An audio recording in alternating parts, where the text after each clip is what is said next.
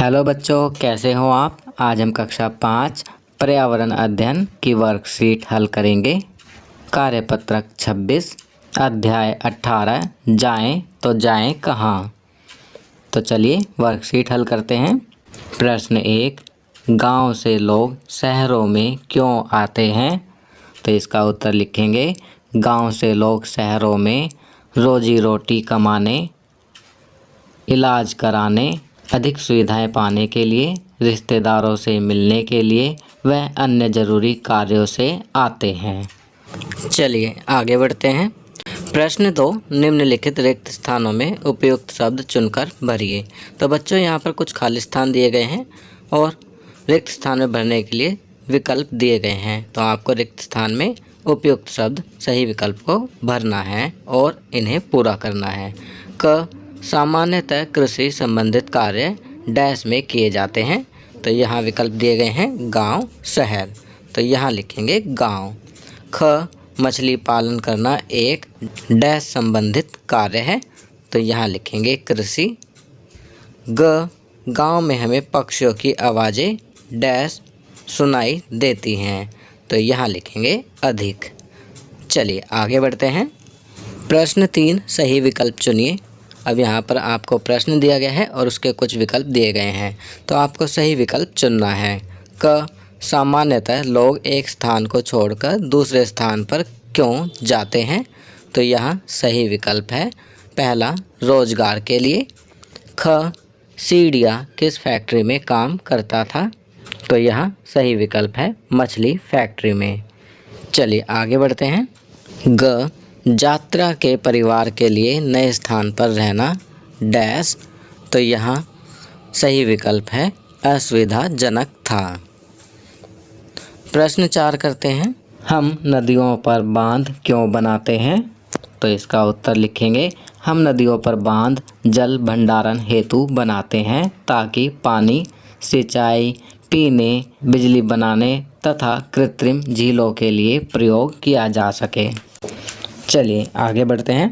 प्रश्न 5, नीचे दिए गए चित्र को ध्यानपूर्वक देखिए और इसके संबंध में अपने निरीक्षण को लिखकर बोलकर बताइए। तो बच्चों, आपकी वर्कशीट में जो चित्र दिया गया है आप इसे ध्यानपूर्वक देखेंगे और इसके संबंध में कुछ लाइनें लिखेंगे। आप अपना उत्तर बोलकर भी बता सकते हैं।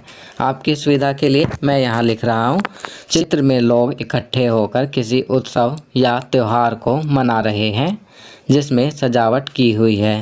लोग ढोल आदि बजा रहे हैं तथा बच्चे नाच रहे हैं। कुछ स्त्री पुरुष ये सब देखकर खुशी मना रहे हैं। सभी बहुत खुश नज़र आ रहे हैं। चलिए आगे बढ़ते हैं। जीवन कौशल भूकंप। भूकंप, जिसे कंपन के रूप में भी जाना जाता है, पृथ्वी की सतह का हिलना, लुढ़कना और अचानक झटका आना होता है। बच्चों, यहाँ तस्वीर के द्वारा भूकंप से हुए नुकसान के बारे में दिखाया गया है। चलिए आगे बढ़ते हैं। प्रिय बच्चों, भूकंप एक प्राकृतिक आपदा है। इसके कारण जीवन और संपत्ति का भारी नुकसान होता है। जब ऐसा होता है तो हमें कुछ बातों का ध्यान रखना चाहिए।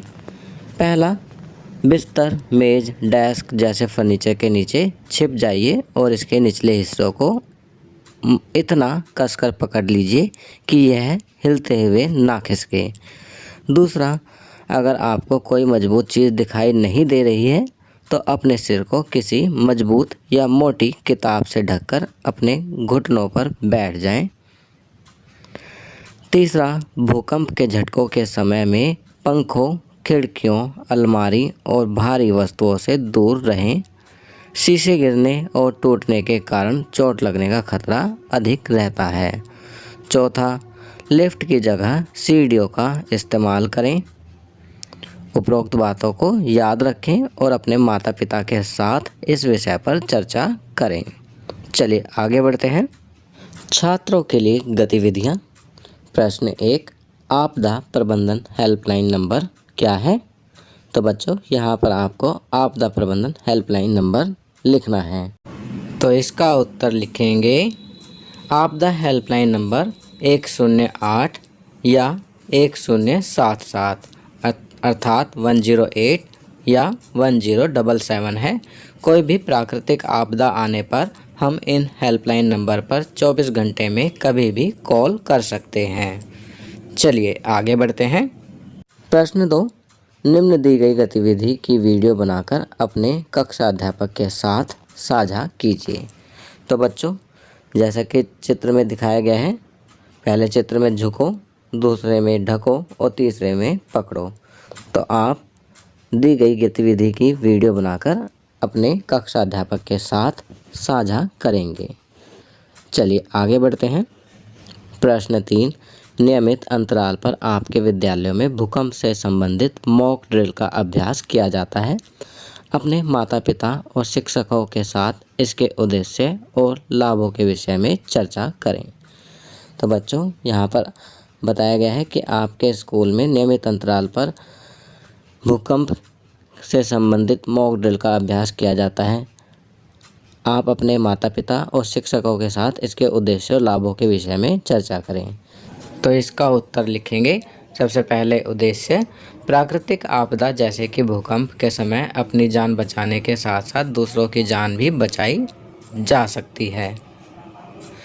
लाभ, भूकंप आने पर स्वयं को सुरक्षित रखा जा सकता है व अपनी जान के साथ साथ दूसरों की जान की रक्षा भी की जा सकती है। चलिए आगे बढ़ते हैं। संस्कारशाला, छोटी छोटी पर बड़ी बातें। जितना बड़ा संघर्ष होगा, जीत उतनी ही शानदार होगी। खाना पीना, गुड़, तिल, मूंगफली तथा टमाटर का सूप को आहार में शामिल करें।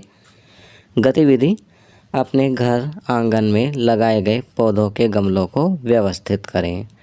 खेल, लूडो का खेल खेलें। विशेष, कोरोना तथा अन्य किसी भी बीमारी से बचने के लिए चेहरे पर मास्क लगाएं। शारीरिक दूरी का पालन करें। हाथों को सैनिटाइज करें और बार बार धोएं। चलिए आगे बढ़ते हैं। दैनिक दिनचर्या, निम्नलिखित आदतों को अपनी दिनचर्या में शामिल करें। अपने माता पिता का अभिवादन करके अपने दिन की शुरुआत करें। अपने दांतों को दिन में 2 बार ब्रश करें। प्रतिदिन स्नान करें। खूब पानी पिएं और संतुलित आहार लें। अपने चेहरे को छूने से बचें और अपने हाथों को बार बार धोएं। अपना गृह कार्य समय पर पूरा करें। तो बच्चों, यहाँ पर कुछ अच्छी आदतें बताई गई हैं जिन्हें आपको अपनी दैनिक दिनचर्या में अवश्य शामिल करना चाहिए। तो बच्चों, ये वर्कशीट यहाँ कंप्लीट होती है। अगर ये वीडियो आपको अच्छी लगी तो इसे लाइक एंड शेयर ज़रूर करें। अन्य विषयों पर बने हमारे लेटेस्ट वीडियोस को देखने के लिए चैनल को सब्सक्राइब करना ना भूलें और देखते रहिए हमारा channel knowledge kingdom. Thank you.